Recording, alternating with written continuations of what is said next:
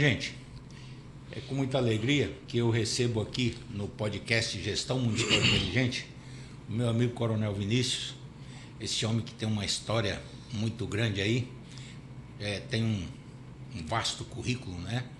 E está aqui comigo hoje porque o GMI, nós estamos neste momento em que a gente começa uma eleição, Coronel. A gente está entrevistando, a gente está conversando com os pretensos candidatos para que eles possam, digamos assim, expressar o que eles pretendem fazer, qual é a sua plataforma de apresentar a sua campanha, o que vai fazer, as ideias, enfim, fazer uma discussão, que eu acho importante essa discussão. Muito. Porque, assim, a gente acaba ajudando as pessoas, às vezes, que estão meio indecisas e tal, ela acaba, o pensamento... Tem uma alternativa, né? É bom, é uma alternativa. Então, Coronel, bem-vindos ao GMI, e a gente inicia essa conversa fazendo uma pergunta bastante simples. O senhor, que já há tanto tempo, polícia militar, já trabalhou com público, o que lhe leva a querer pleitear uma vaga na Assembleia Legislativa do Estado? Bem, primeiro, muito obrigado, Dilson, pela oportunidade de estar aqui no teu podcast, que, aliás, o nome já é fenomenal, né? Gestão Municipal Inteligente. O nome do teu programa, ele remete a algo que eu acredito muito.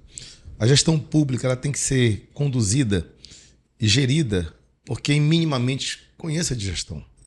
E eu tenho uma experiência bastante vasta nessa área, né? Eu tive a oportunidade de, além da minha carreira na Polícia Militar, administrei o sistema penitenciário. Lá no passado, todos lembram, 2017, com rebeliões, decapitações, mortes. A gente assume em 2019 e nós mudamos totalmente a realidade do sistema. Hoje ninguém escuta mais nem falar. Então, hoje, preso no Amazonas trabalha, né? Então, a gente colocou para trabalhar já em 2019. De lá, fui comandar a nossa Polícia Militar. E tenho muito orgulho de ter sido comandante-geral da Polícia Militar e agora, recentemente, estava como secretário de Segurança. Como secretário de Segurança, desenvolveu diversas políticas públicas importantes, como, por exemplo, criamos o Paredão, criamos o Recuperafone, que é uma ferramenta muito importante para diminuição e devolução. Diminuição de roubo de celulares, mas também a devolução para os seus proprietários. Ampliamos as bases Arpão, compramos muitas lanchas blindadas, compramos fuzis para a polícia. Acredito, a polícia do Amazonas não tinha fuzil numa realidade atual no mundo, no Brasil em especial, né? Não tinha fuzil. Fizemos concurso público depois de mais de 10 anos sem concurso. Fizemos concurso público, incluímos efetivo. E volta para o que eu comecei a falar. A questão da gestão é planejamento, e você conhece muito bem disso. Infelizmente, a gente vê a coisa pública tomando decisões sempre emergenciais. E já diz o velho ditado, né? Se você fez de emergência, é porque você não planejou, né? E eu estou trazendo essa experiência para colocar o meu nome à disposição na sociedade, pois acredito que, em virtude de tudo que eu vivenciei, a gente tem que começar a abrir diálogos com a sociedade também um pouco fora desse meu nicho, que é a segurança pública. Porque a segurança pública, disso, na verdade, ela só é o anteparo dos erros de todas as outras pastas. Se a educação erra, e erra muito, ao longo da história, isso vai desaguar na segurança pública. Se a saúde erra, vai desaguar na segurança. Se a cultura, o esporte, ou seja, se não tem planejamento anterior, isso deságua na segurança.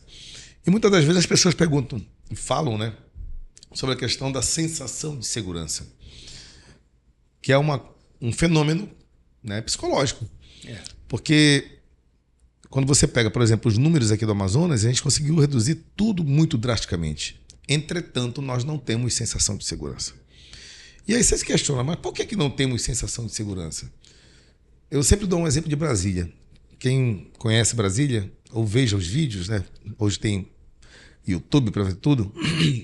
Você tem uma cidade com um urbanismo planejado, ruas largas, bem iluminada. A arquitetura do município, da cidade, não lhe agride.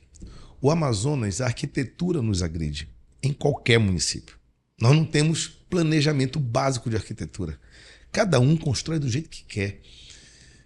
Tem muro, não tem muro, a calçada não existe. O cara faz estabelecimento comercial sem fazer estacionamento, mas tudo isso porque não tem planejamento, seja do município, seja do estado. E eu acho que a gente tem que elevar um pouco essa discussão, o nível da discussão política no Amazonas. Hoje, infelizmente, a gente está vivenciando um momento muito triste, em que você tem parlamentares que só sabem ofender, fazer palhaçada, virou um circo. Alguns parlamentares transformaram o parlamento num circo. E aí vem uma questão. A sociedade está vendo isso, está acompanhando isso. Só que tem que compreender que o preço é alto dessa brincadeirinha. Colocar um palhaço no parlamento, o preço, a conta chega. A conta chega. Né? Então é isso, Gilson, a gente está nesse caminho. Eu imagino, Coronel, o seguinte, que a sociedade, a sociedade em si, ela fala assim, eu não me envolvo em política, político é tudo, já sabe o que eles taxam os políticos. Sim. Mas eu acho que aí é o grande erro. Sem dúvida. Porque a política é que norteia a nossa vida. Política de comércio, política de saúde, política de serviço, tudo é política, tudo tem uma situação, uma condição de ser.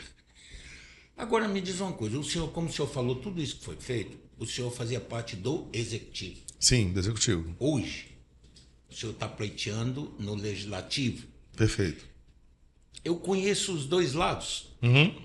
E eu acho assim, por mais boa intenção que o legislativo tenha, o legislador tenha, ele tem muita limitação. Ele encontra uma barreira muito grande, porque Concordo. às vezes ele é oposição, oposição não consegue nada.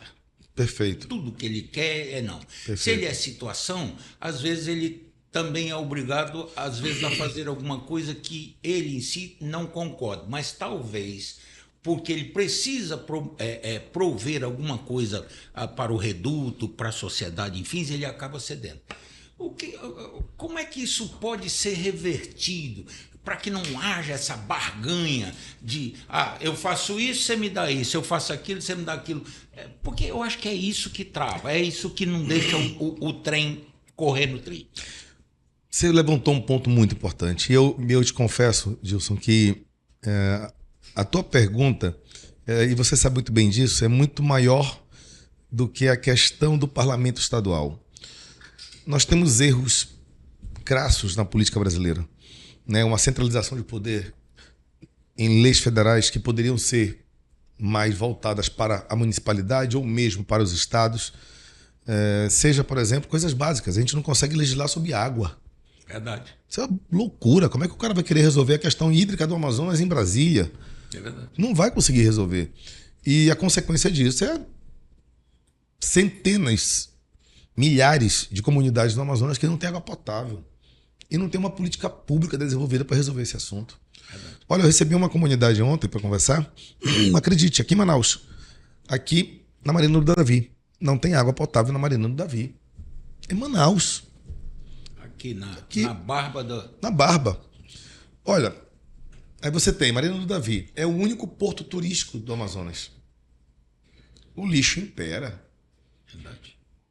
Como é que um estado que tem um potencial turístico do tamanho que nós temos negligencia coisas básicas, como um porto decente, uma infraestrutura decente? E você sabe que tem recurso para fazer isso. Tem recurso para fazer isso. Tem verba federal, você tem como fazer, né? Tem como direcionar, tem que ter vontade política. Aí tem uma questão que muitas das vezes a gente enxerga no nosso estado, na verdade é no Brasil, uma desconexão de projetos. As pessoas constroem projetos que são ilhas. Por exemplo, imagine o seguinte cenário. Vamos pegar então e vamos fazer uma grande reforma na Marina do Davi, vamos colocar um porto com ar-condicionado, com rampa de acesso, com estacionamento, com lanchonete, tudo perfeito. Ok, eu vou levar onde o turista? A gente não consegue preparar uma comunidade do interior para ter atrativo turístico com os meios que ela já possui. Exatamente. Eu estava falando com esse pessoal da Marina do Davi, dizendo aqui do lado tem uma comunidade chamada Nossa Senhora de Fátima. E eu falei, olha, eu vou dar um exemplo simples, que são coisas que dá para fazer no parlamento. Por exemplo, você pega a comunidade Nossa Senhora de Fátima, vamos organizá-la, chama o bombeiro. Vamos dar um curso de arvorismo.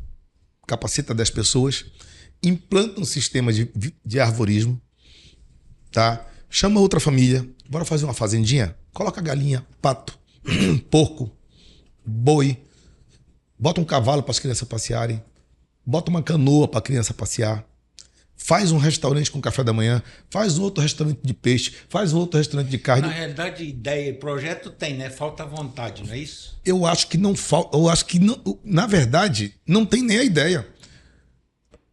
Tô te falando, porque o que eu estou te falando foi o que eu estava abrindo a conversa com o espectro, com essas pessoas, para fazê-los compreender que não adianta apenas fazer um porto. Nós temos que ter alternativas de turismo. Você vai na Praia da Lua, não tem infraestrutura nenhuma. Nós não temos um banheiro químico na Praia da Lua. Você vai no Tupé, a mesma coisa. Falta de planejamento mesmo. Falta de planejamento, falta conexão. Eu não sei se o senhor lembra, isso aconteceu, claro que numa outra situação, lá em Humaitá, na época em que os russos foram para lá plantar arroz. Aqueles campos, eles tombaram tudo, o governo, que era Gilberto Mestrinho na época, exatamente, ele abriu o financiamento do antigo PEA para todo mundo, só que o Estado ele não tinha know-how para isso. E vendeu para o cara errado. E fez errado. O que ele fez? Ele liberou dinheiro tudo de uma vez só para os russos. Os russos pegaram aquele dinheiro, fizeram uma plantação, mas também falharam porque eles não previram colheitadeira, não previram barracão de armazenamento. O que aconteceu? Quando o arroz estava para colher, eles tinham 2 colheitadeiras para não sei quantos 1000 hectares. O arroz ardeu na roça lá. Perderam uma fortuna. Aí o que colheram não conseguiram armazenar, porque só tinha aquele armazenzinho lá antigo que tinha lá. Então isso é realmente falta de know-how para o Estado. Falta de know-how. Mas isso provou para nós, na época, que se trabalhar direito e tiver a infraestrutura... Planejamento. O Estado é capaz, pode até ser autossuficiente, não sei se será, mas poderia ser. Só que aquilo acabou, nunca mais se falou nisso. Então, assim... talvez o senhor, quando assumir e tal, possa até começar a mexer nisso, mas eu te confesso que é um negócio muito difícil. É muito difícil. É muito difícil. Mas assim, Edilson, se nós também olharmos pelo prisma da dificuldade, porque a dificuldade é estrutural. Volto a dizer, o deputado ele tem poucas matérias a legislar. Pouquíssima coisa. Então o que sobra para o deputado? A tribuna. Mas a tribuna bem utilizada, ela pode dar frutos. Porque a tribuna, se você levar bons projetos para a tribuna e abrir um debate franco com a sociedade, você começa a colocar luz em coisas que às vezes a gente não enxerga. Vou te dar um outro exemplo. Lá em Alto Solimões, você sabe qual é o maior exportador de peixe de água doce da América Latina? É o Peru. De onde é o peixe? É nosso. É nosso. Eles chamam os nossos pescadores, subsidiam com gelo e combustível. O nosso pescador pesca e entrega lá. Peru e Colômbia, na verdade, mas mais Peru. E eles exportam o nosso peixe. O que não tem? Planejamento. Porque se nós tivéssemos um incentivo, e aí só é o Estado não interferir, o incentivo para colocar uma indústria pesqueira em Tabatinga ou Benjamin Constant, com energia que não tem, com energia para poder rodar esse projeto, geleiras, enfim, fábricas de gelo e tudo mais, a gente seria o maior exportador. Verdade. E você daria dignidade para o povo do Alto Solimões. Há muito tempo atrás, há pouco tempo, o Sué ainda era o prefeito em Fonte Boa. Eu fui lá, e lá tinha um frigorífico que foi feito pela... Era o manejo do Pirarucu. Do Pirarucu, exato. Fizeram lá e tal, e aquilo parou, né? Eu não sei... Até onde eu sei também, parou. Ou seja, começaram um negócio, gastaram dinheiro, parou, os pescadores estavam entusiasmados e tal, que o governo ia comprar, que não sei o quê, e acabou também. Então, talvez isso... Governo não é empresa. Esse é o grande erro. Tudo que o governo mete a mão, o governo tem que viabilizar as empresas. Exatamente. Entendeu? Então, é abrir oportunidade e falar, olha, tá aqui, ó, existe uma grande oportunidade, o Estado vai apoiar com financiamento, o Estado vai apoiar com a facilitação de tributos, o Estado vai apoiar fazendo contatos, abrindo a carteira internacional para possibilitar a conexão da venda desse material. É isso que o Estado tem que fazer. O Estado tem que fomentar. O Estado não tem que executar nada, o Estado não sabe, não é expertise e nem deve. Tudo que o Estado mete a mão vira problema. Tá aí os Correios. Tá aí, os Correios é um exemplo. Né? O Correio já era para ter acabado há centenas de séculos, que é uma loucura. Né? E a gente fica pagando um preço absurdo numa empresa ineficiente que só gera prejuízo para o país. Né? Então, esse que eu estou te falando que eu ainda acredito, sabe, Gilson, de nós, como você tem feito com o seu programa aqui, de elevar o nível da discussão. Porque não dá para estar do jeito que está. Do jeito que está, o parlamento, com raríssimas exceções, trazem temas de amplo debate, trazem temas para serem discutidos. Vamos a um outro tema que é da tua área. Quantas indústrias estão já credenciadas ou em fase de credenciamento no CODAM? Para mais de 200. Mais de 200. Para mais de 200. Vão instalar onde? Cadê o terreno? Pois é. O município de Manaus não revisou o seu plano diretor. Não tem onde colocar as fábricas. Mas digamos que agora a gente vamos resolver, o município se organiza, ajusta o plano diretor, a SUFRAMA se organiza, resolve a questão da área, resolvemos em paralelo que ninguém está falando da energia, porque se a expansão, por exemplo, for para a M010, não tem energia. Não tem energia, é verdade. Né? E ninguém está discutindo. Não somos autossuficientes para isso. E é porque a linha não suporta. Você passa uma alta tensão, mas a de baixo não suporta uma indústria naquela região. E ninguém está falando disso. Mas ainda assim, resolvemos a energia, resolvemos o terreno para empregar o pessoal. Cadê a capacitação? Alguém já procurou saber dessas indústrias que estão vindo para cá? Quantos por cento são de injeção plástica? Quantos por cento delas são de eletroeletrônicos? Qual é a arquitetura dessas indústrias que estão vindo? Qual é a expertise de mão de obra que eu tenho que ter para colocar para trabalhar? Verdade. Ninguém está tratando disso. Um exemplo disso até gerou um burburinho no país, acho que é no Nordeste, em que a BYD, se não me engano, montou uma fábrica Bahia. E trouxe, na Bahia, né? Trouxe os chineses. Aí gerou-se uma polêmica lá. Por que não deu emprego aqui? Não é porque para capacitar aquele povo todinho, para botar na fábrica, o custo deles era muito alto. Ele tinha esse pessoal todo ocioso lá na China, se não me engano. E aí o que ele fez? Trouxe tudo para cá, encheu de chinês lá na Bahia. Quer dizer, na realidade, esse planejamento é que falta muito no empresário brasileiro. Mas eu penso... Embora tenha muita gente boa aí. Não, eu acho que não é no empresário. Deixa eu te falar. Nesse caso é o Estado. Nesse caso é o Estado. O Estado tem que... Respaldo. Exato, porque eu vou te dar o exemplo da BYD. Se a Bahia, e a Bahia sabia, porque ela vem fomentando esse projeto há muito tempo. Se sabia que estava vindo, por que então não capacitou esse pessoal antecipadamente? Exatamente. Mas como? Vou ter que montar uma fábrica grande. Beleza, monta uma planta menor, só uma planta escola, coloca o pessoal, capacita e treina. Mas não foi feito. Foi feito do jeito que a gente está enxergando. É isso que eu estou te falando, sabe, Gilson? Tem muitos temas relevantes na Amazônia e que não são discutidos. Qual é um plano que nós temos hídrico para cá? Volta ao tema. Ninguém discute isso. E nós temos a maior bacia de água doce também, né? Que poderia ser explorado. E o nosso povo passando sede. Passando sede. É incrível isso. Mas, Coronel, deixa eu lhe falar. Com essa sua nova investida, vamos dizer assim, na sua vida profissional como candidato a deputado, ao assumir a Assembleia, o senhor também não acha que o poder legislativo, até porque eu já trabalhei no legislativo, e assim, ele é um pouco amarrado, ele não tem, vamos dizer assim, autonomia. Ele tem autonomia orçamentária, financeira, dentro daquilo que ele... Dentro do seu quadrado. Do seu quadrado, que não é muita coisa. E a atividade do parlamentar, vamos dizer assim, às vezes requer recursos para fazer um projeto, para fazer alguma coisa. Eu nem sei se é possível, mas eu creio que sim. Neste caso, é possível, porque nós temos aí... Acho que o Brasil é o país que mais tem lei, né? Pô, tem muita lei, né? Aí nós temos lei orgânica do município, nós temos regimento interno, nós temos as leis ordinárias, nós temos as leis delegadas, nós temos a lei não sei o quê, lei não sei o quê, não sei o quê. Isso não trava um pouco a atividade? Não tenha dúvida. Na verdade, quando você fala que não tem autonomia, eu acho que a Assembleia tem direta demais.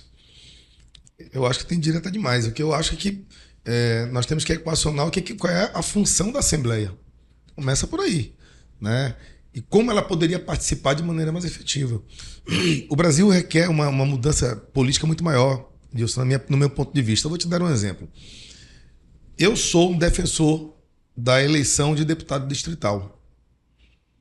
Vamos falar da região que você conhece bem, Apuí, o Maitá, né? Lábrea. Ali deveria eleger-se o deputado dali. Um deputado para ser. Com os votos exclusivos de lá. Então eu quero ser deputado pelo Distrito de Sul, que seria o Distrito Sul, eu me candidato dentro do Distrito Sul. Porque essa pessoa, esse deputado, teria legitimidade, conhecimento real e compromisso com aquela região. E assim seria para o Alto Solimões, seria para o Baixo Amazonas, nós teríamos que ter isso. Mas é no Brasil. Aí volta ao ponto. Onde é que muda isso? Brasília. Brasília tem interesse disso. Até teve aí um burburinho, né? Que teve um deputado nosso aí que queria fazer a extinção dos vereadores, né? Que seriam agente não, ele deu até um nome lá, conselheiro, alguma coisa, sem a remuneração, apenas com a ajudinha, não sei se o senhor eu vi. Aí tem prós e contras. Eu acho que não resolve. Eu também acho que não. A questão não é essa. A questão é que, volto a dizer, a maneira como está articulada a política brasileira, ela centralizou o poder, cada vez mais está em Brasília. Então, o vereador, se um deputado estadual já tem um espaço pequeno de legislação, você imagina o vereador. É quase nada. Mas isso é culpa do vereador? Não. É a estrutura política nacional. Né? Então, e mudar isso, aí eu concordo com você, não é algo de uma geração, é algo de uma sociedade. Eu tive uma aula uma vez, eu era garoto, eu tinha 14 anos de idade. E lembro até hoje dessa aula, professor Calado, de História. Naquele momento, o Brasil passava pela cassação do Collor. Né? O Brasil empolvoroso. Por causa de uma... Como é? Ipanema. É. Não, do Elba, Fiat Elba. Fiat Elba. Isso, cassação do Collor, o Brasil pegando fogo e tal. E ele falava o seguinte, olha, o momento histórico que nós estamos vivendo, ele é similar à queda da Bastilha. 500 anos antes. A evolução do Brasil. O Brasil é um país muito jovem. A nossa sociedade ainda é muito jovem. A gente ainda está em processo de formação intelectual. Né? E o pior é ver que em alguns pontos a gente tem regredido.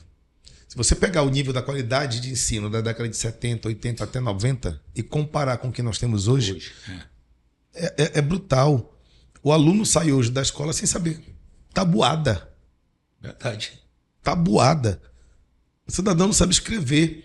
É culpa dele? Não estou dizendo. É culpa do método, do ensino está errado. O senhor falou um negócio do seu tempo de criança aí e tal, o senhor falou essa da tabuada e tal, eu lembrei também, meu pai me ensinou o ABC, sabe como? Não. Ele escrevia assim, ABCD, aí ele pegava rasgava papel, o papelzinho, rasgava uma bolinha, eu também sou dessa época. Aqui assim, ó, porque a gente decorava ABCD e tal, ele ia alternando para saber se você conhecia mesmo. E a tabuada e a palmatória do lado. E a palmatória do lado.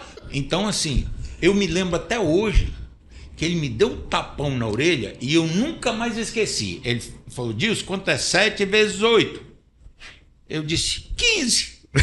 Ele, pau, 7 mais 8 é 15, vezes 8 é 56. Esse número eu nunca mais esqueci. Metodologia que funcionou. Então, Coronel, vamos lá. O senhor, logrando êxito, vai começar, acho que tudo isso que o senhor falou já é um início da sua atividade, começar a sugerir, começar a criar projeto, começar a incentivar tudo isso. Ter projetos que sejam factíveis. Nada do que eu te falei aqui, você é do ramo, nada do que eu te falei aqui é ilusão. Não é possível de fazer. É possível de fazer. Nós podemos, por exemplo, desenvolver uma matriz econômica baseada no turismo, mas de verdade. Porque todo mundo fala isso, mas ninguém traz um projeto. E quando traz errado. Ou traz sem perspectiva. O mirante, por exemplo, que está sendo construído ali do Conde das Águas, que é um bom projeto, mas para mim poderia ser melhor. Por que não coloca um teleférico naquilo? Por que não coloca uma base de apoio em água? Para você, por exemplo, atravessar no teleférico, desce no elevador, entra numa lancha e vai para o meio do Encontro das Águas, num restaurante no meio do Encontro das Águas. Tem algo de surreal nisso que eu estou te falando? A engenharia permite tudo isso.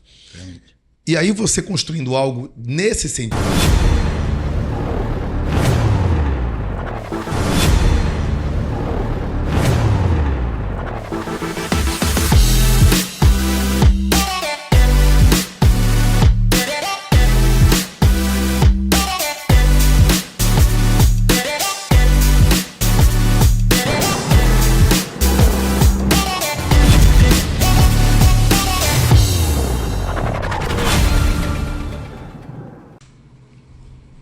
Bem, gente, é com muita alegria que eu recebo aqui no podcast Gestão Municipal Inteligente o meu amigo Coronel Vinícius, esse homem que tem uma história muito grande aí, tem um vasto currículo, né?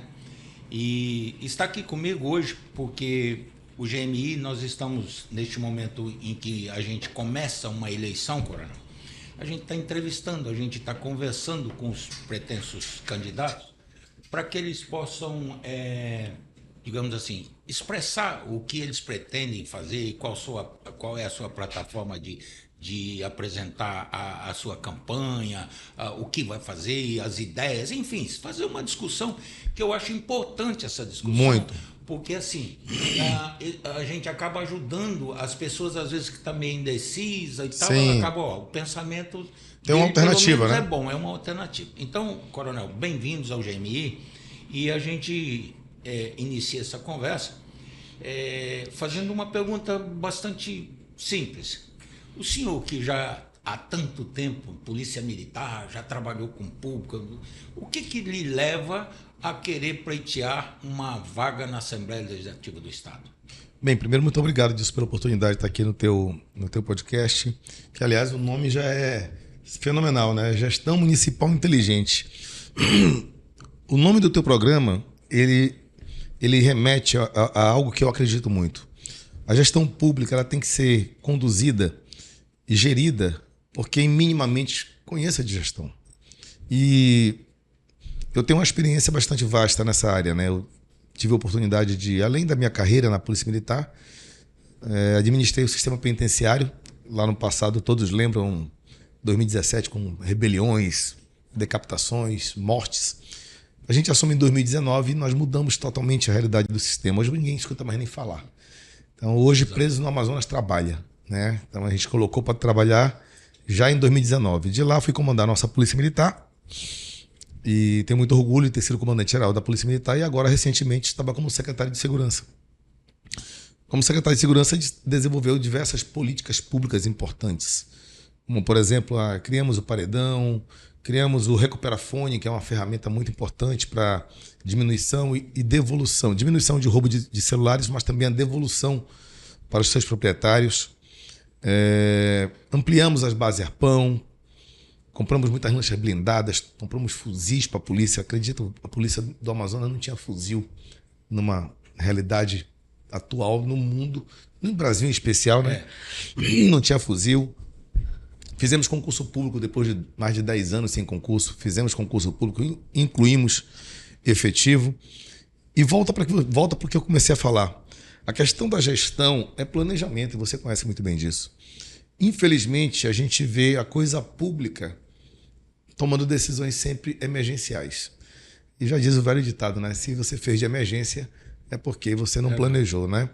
E eu estou trazendo essa experiência para colocar o meu nome à disposição na sociedade, pois acredito que, em virtude de tudo que eu vivenciei, a gente tem que começar a abrir diálogos com a sociedade também um pouco fora desse meu nicho, que é a segurança pública. Porque a segurança pública, disso, na verdade, ela só é o anteparo dos erros de todas as outras pastas. Se a educação erra, e erra muito, ao longo da história, isso vai desaguar na segurança pública. Se a saúde erra, vai desaguar na segurança. Se a cultura, o esporte, ou seja, se não tem planejamento anterior, isso deságua na segurança. E muitas das vezes as pessoas perguntam e falam, né, sobre a questão da sensação de segurança, que é um fenômeno, né, psicológico. Porque quando você pega, por exemplo, os números aqui do Amazonas, a gente conseguiu reduzir tudo muito drasticamente. Entretanto, nós não temos sensação de segurança. E aí você se questiona, mas por que não temos sensação de segurança? Eu sempre dou um exemplo de Brasília. quem conhece Brasília, ou veja os vídeos, né? Hoje tem YouTube para ver tudo. Você tem uma cidade com um urbanismo planejado, ruas largas, bem iluminada. A arquitetura do município, da cidade, não lhe agride.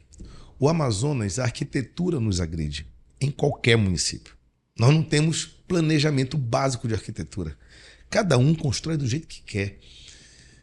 Tem muro, não tem muro, a calçada não existe. O cara faz estabelecimento comercial sem fazer estacionamento. Mas tudo isso porque não tem planejamento, seja do município, seja do estado.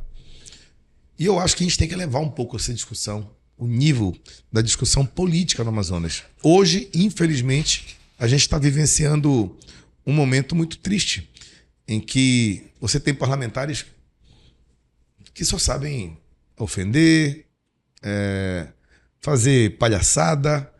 Virou um circo.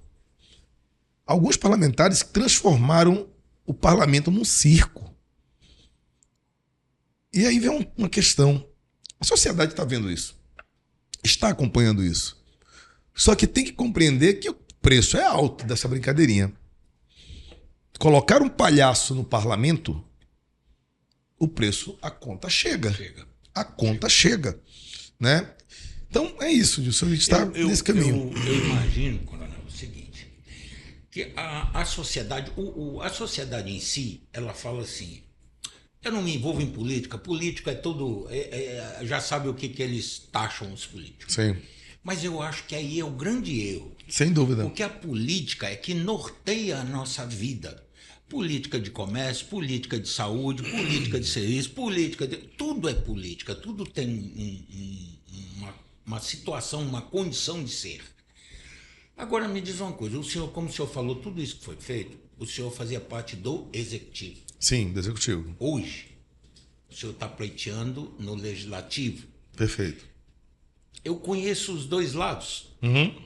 E eu acho assim, por mais boa intenção que o legislativo tenha, o legislador tenha, ele tem muita limitação. Ele encontra uma barreira muito grande, porque Concordo. Às vezes ele é oposição, oposição não consegue nada.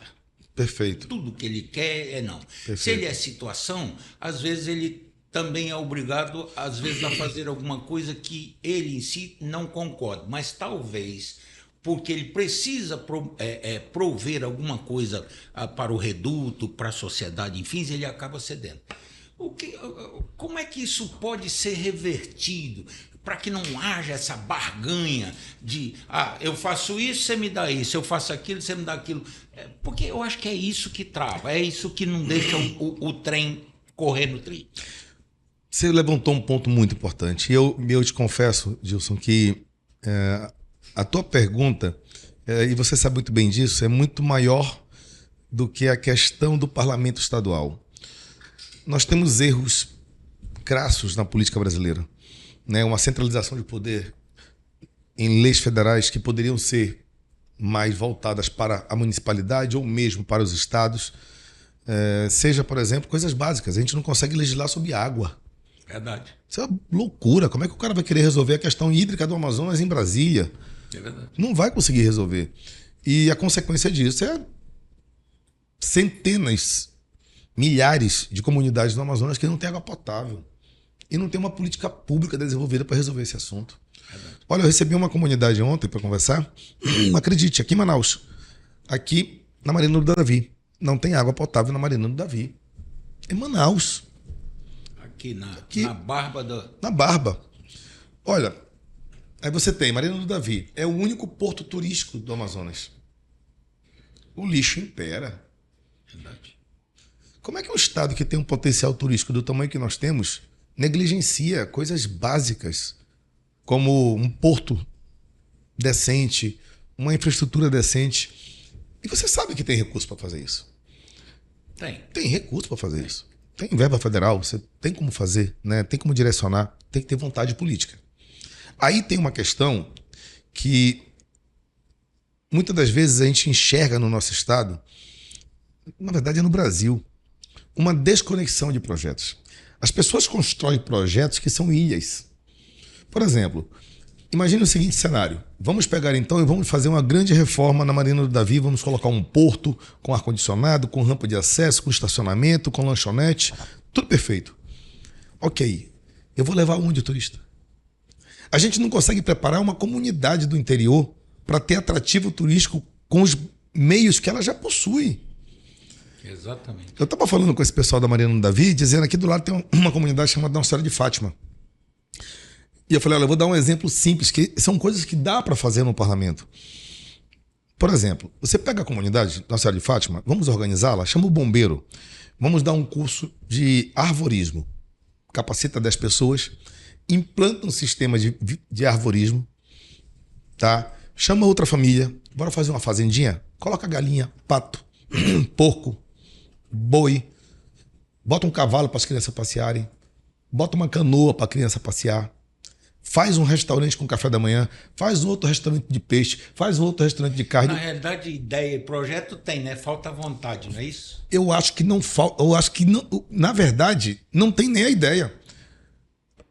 Estou te falando, porque o que eu estou te falando foi o que eu estava abrindo a conversa com o espectro, com essas pessoas, para fazê-los compreender que não adianta apenas fazer um porto.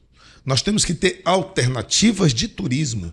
Você vai na Praia da Lua, não tem infraestrutura nenhuma. Nós não temos um banheiro químico na Praia da Lua. Você vai no Tupé, a mesma coisa.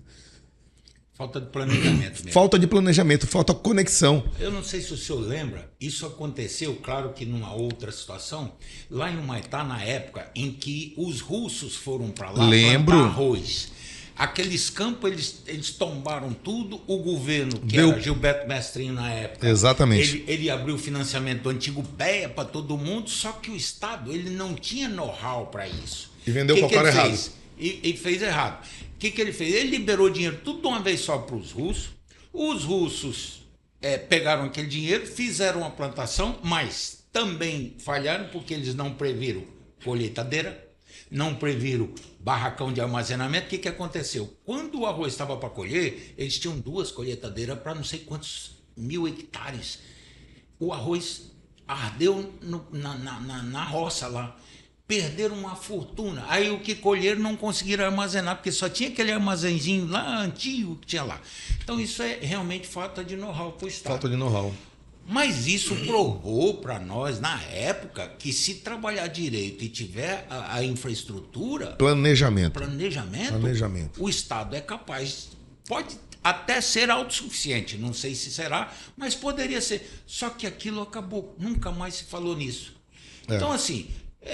talvez o senhor, quando assumir e tal, possa até começar a mexer nisso, mas eu te confesso que é um negócio muito difícil. É muito difícil. É muito difícil. Mas assim, Edilson, se nós também olharmos pelo prisma da dificuldade, porque a dificuldade é estrutural. Volto a dizer, o deputado ele tem poucas matérias a legislar. Pouquíssima coisa. Então o que sobra para o deputado? A tribuna.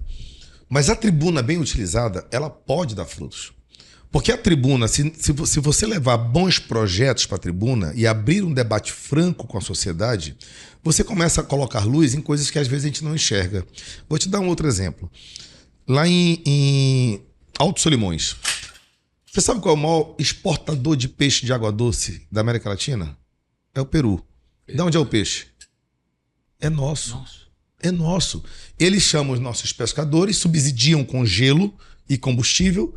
O nosso pescador pesca e entrega lá. Peru e Colômbia, na verdade, mas mais Peru. E eles exportam o nosso peixe. O que não tem?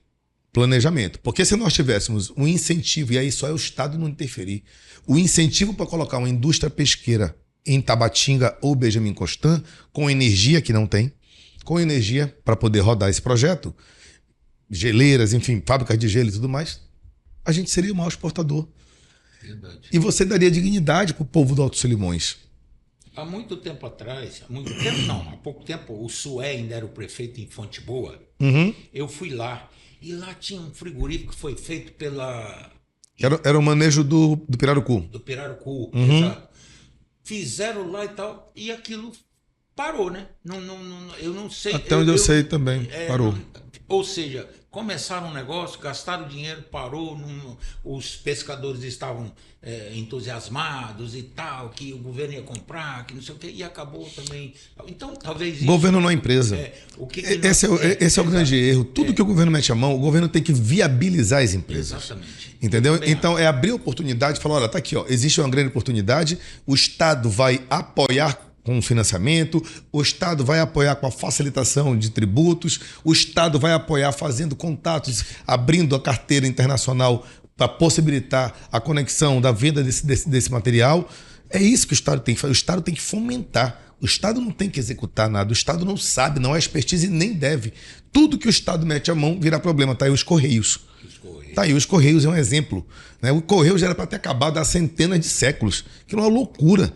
Né? E a gente fica pagando um preço absurdo numa empresa ineficiente que só gera prejuízo para o país. Né? Então, esse que eu estou te falando que eu ainda acredito, sabe, Gilson, de nós, como você tem feito com o seu programa aqui, de elevar o nível da discussão. Porque não dá para estar do jeito que está. Do jeito que está, o parlamento, com raríssimas exceções, trazem temas de amplo debate, trazem temas para serem discutidos. Vamos a um outro tema que é da tua área. Quantas indústrias estão já credenciadas ou em fase de credenciamento no CODAM? Para mais de 200. Mais de 200. Para mais de 200. Vão instalar onde? Cadê o terreno? Pois é. O município de Manaus não revisou o seu plano diretor. Não tem onde colocar as fábricas. Mas digamos que agora a gente vamos resolver, o município se organiza, abre um novo, ajusta o plano diretor, a SUFRAMA se organiza, resolve a questão da área, resolvemos em paralelo que ninguém está falando da energia, porque se a expansão, por exemplo, for para a M010, não tem energia. Não tem energia, é verdade. Né? E ninguém está discutindo. Não somos autossuficientes para isso. E é porque a linha não suporta. Você passa uma alta tensão, mas a de baixo não suporta uma indústria naquela região. E ninguém está falando disso. Mas ainda assim, resolvemos a energia, resolvemos o terreno para empregar o pessoal. Cadê a capacitação? Alguém já procurou saber dessas indústrias que estão vindo para cá? Quantos por cento são de injeção plástica? Quantos por cento delas são de eletroeletrônico?